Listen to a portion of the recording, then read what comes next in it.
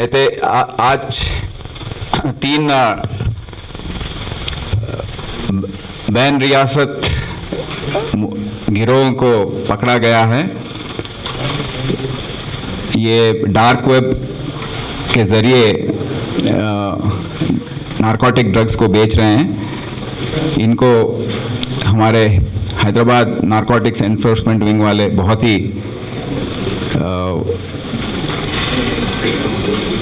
Deep investigation करके बहुत गहरी तहकीकात उन्होंने किया और मुश्किलें उनको सामने आई। उसके बाद भी वो लोग उनको अक्यूज़ को पकड़ के लेके आए हैं। इसमें 2 इंटरस्टेट मेन पेडलर्स जो हैं उनको पकड़ा गया है, एक तीसरा भागा हुआ है। ये इसका नाम है नरेंद्र आर्या। ये गोवा का रहने वाला है। वो इनिशियली पैदा हुआ वो हरियाणा में, पर अभी गोवा में रह के ये इलिसिट बिजनेस कर रहा है। वो 1 साल से वहाँ रह कर डार्क वेब के ज़रिए क्रिप्टो करेंसी के पेमेंट के ज़रिए ये नेटवर्क्स को चला रहा है। हिडन एप्स की मदद से कंज्यूमर्स को, ये कंज्यूमर्स जो हैं जिसको भी हमने पकड़ा है वो सब लोग पढ़े लिखे हैं, पैसे जिसके पास हैं, जो रिच फैमिलीज़ हैं, अमीर लोग हैं, उनके बच्चे हैं और उनको पता है कि डार्क वेब में कैसे ये काम कर सकते हैं। तो ये 6 ड्रग पेडलर्स जो हमारे ये दोनों के द्वारा जो 6 लोगों को हमने पकड़ा है, उनके नाम हैं उत्कर्ष उमंग, अब्दुल्ला खान और साहिल शर्मा। ये तीनों BBA पढ़ने वाले स्टूडेंट्स हैं और क्लासमेट्स हैं और ये लोग 5 स्टार होटल्स में यहाँ पर ऐसे जगहों पर ये कार्रवाई कर रहे हैं, जो ड्रग्स कंज्यूम करने का और बेचने का भी। तो ये केस के द्वारा और 30 लोगों को जो स्टूडेंट्स हैं, सॉफ्टवेयर एम्प्लॉयज़ हैं, उनको भी पकड़ा गया है और आज उनको हमने आइडेंटिफाई किया है, हमारे FIRs में हमने बुक किया है और उनके माँ बाप को भी हम बताने वाले हैं कि ऐसा है और उनका रिहैबिलिटेशन का प्रोसेस शुरू करेंगे। तो ये तीनों गैंग्स को पकड़ने के बाद 40 ग्राम चरस, 1450 ग्राम्स गांजा और 128 LSD ब्लॉट्स और 7 सेलफोन्स को भी हम सीज किए हैं। इसमें नोट करने वाली बात यह है कि विकर मी ऐप जो है वो मैसेंजर ऐप है, वो उसके द्वारा डार्क वेब में एंटर होने के बाद जो नारकोटिक ड्रग उनको ज़रूरत है उसको वो ऑर्डर कर सकते हैं। उसको ऑर्डर प्लेस करने के बाद इसका पेमेंट भी बिटकॉइंस, क्रिप्टो करेंसी के बिटकॉइंस द्वारा इसको पे करना होता है। तो बाइनेंस और वजीरेक्स, ये जो क्रिप्टो करेंसीज को वो मान रहे हैं और उसके द्वारा पेमेंट होने के बाद ये कोरियर के द्वारा इसको भेजा जाता है। कोरियर्स में मैं माँ बाप सबको बताना चाहता हूँ कि कोरियर जो घर आपके आता है, आपको अगर थोड़ा भी डाउट है कि आपके बच्चे क्या कर रहे हैं, तो मैं सबसे गुजारिश करता हूँ माँ बाप से कि आप अब से कोरियर्स को खोलकर देखें, क्योंकि ऐसा कोरियर आ सकता है आपके घर पे, एक एनवलप, और ये ऐसा हो सकता है उसमें कुछ कम्युनिकेशन और अंदर कहीं छुपा हुआ होगा ये ड्रग।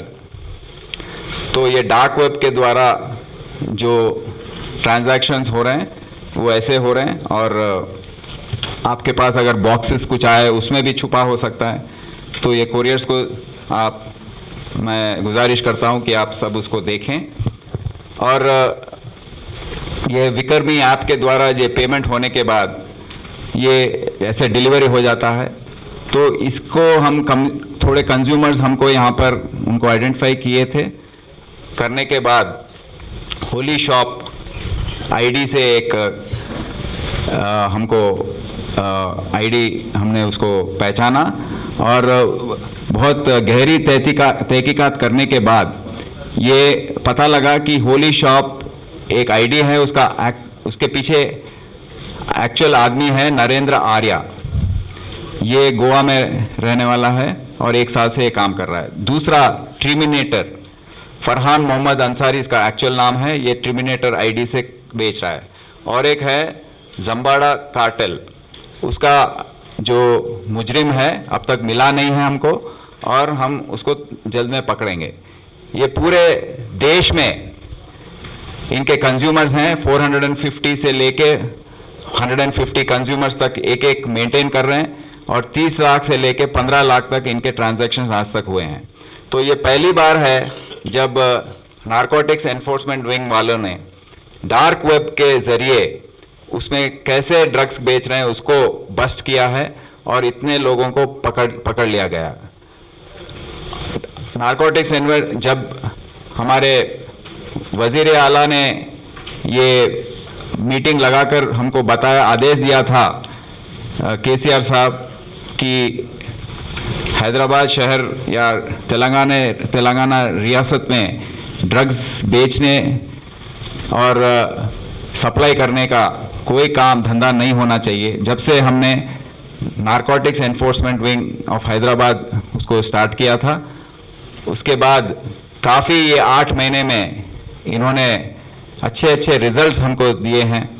पहले हैदराबाद शहर और आजू बाजू 2 कमिश्नरेट में जो बेचते थे, कंज्यूम करते थे, उनको हमने पकड़ा, लोकल बिजनेसमैन को। उसके बाद लोकल डिस्ट्रिक्ट्स में, आजू बाजू डिस्ट्रिक्ट में वाइजैग ऐसे एरिया से जो सप्लाई करते हैं उनको पकड़ लिया गया है।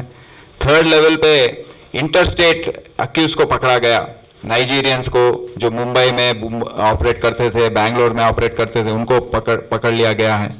फिर 4th लेवल पे हमने डिपोर्टेशन शुरू किया, जो ड्रग्स पेडलर्स हैं उनका डिपोर्टेशन शुरू किया। और अभी हम 5th लेवल पर पहुंचे हैं जहां डार्क वेब और डीप वेब जो के जरिए जो बेच रहे हैं उनको हमने पकड़ा है। तो बहुत अच्छा प्रोग्रेस है। आज तक 58 केसेस एंड 285 अक्यूज्ड को नारकोटिक्स एनफोर्समेंट विंग ने पुलिस स्टेशंस में उनको हैंडओवर किया है और बहुत अच्छा काम हुआ है अब तक। और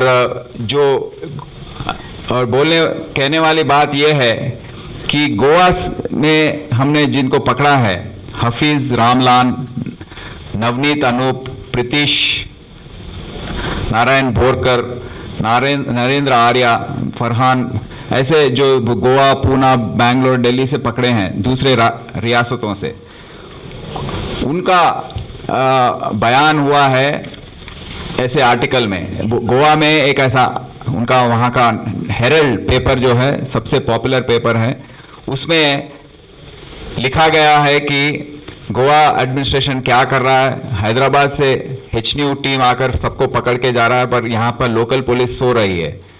तो लोकल वहाँ के चीफ मिनिस्टर साहब को भी ये उन्होंने लिखा है कि क्या है आपका स्टैंड इस पे, क्योंकि वहाँ पर कुछ एक केस हुआ था ये बीच, कोई सोनाली फोगट नाम की एक औरत ड्रग्स कंज्यूम करके मर गई और उसके बाद ये हलचल वहाँ पर हो रहा है।